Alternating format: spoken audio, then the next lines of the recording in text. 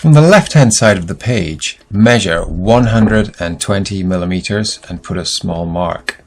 Use your set square to draw a vertical center line. Now measure up from the bottom of the sheet 120 millimeters. Put a mark. Now draw a horizontal center line using your T-square.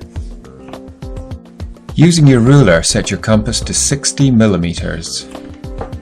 On the intersection of the center lines, draw a circle, radius 60 millimeters. Using your set square and T-square, draw horizontal and vertical lines touching the outside of the circle. Now measure 120 millimeters from the right-hand side of the square and put a mark. Again, use your set square to draw a vertical center line. Measure up the line 180 millimeters and put a mark. This time, use your 30-degree set square to draw a 30-degree angle through that point. Now take your compass, which should still be set to 60 millimeters, and mark points 60 millimeters away from the intersection of the center lines, leaving a mark on each line.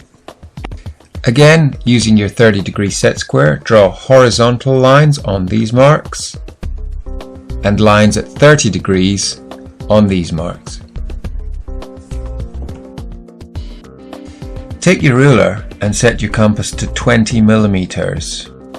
Mark a point 20 millimeters from the center of the circle and a further 20 millimeters from that. Do the same on the opposite side of the circle.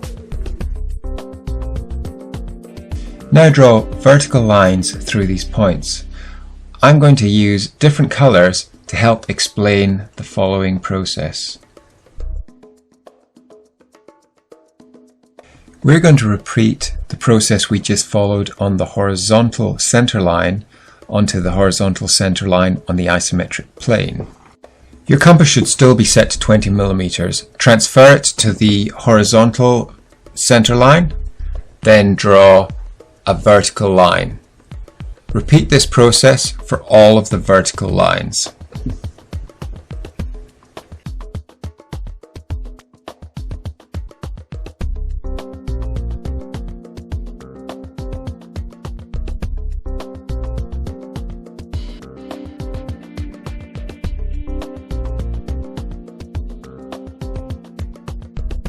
We can see that the circle touches the outside of the square at these 4 points.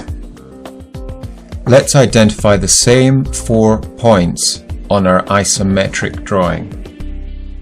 Take your compass and adjust it to the distance between the horizontal center line and the outside of the circle on the red vertical line. Use your compass to transfer that measurement onto the equivalent line on the isometric drawing. Repeat the process for the red line below the horizontal center line. Notice it's the same distance. Again, repeat the process for the red line to the right of the vertical center line, and again you'll notice the distance is the same. Now use your compass to measure the distance between the horizontal center line and the circle on the blue vertical line. And again, transfer all these distances from the blue lines onto the isometric drawing.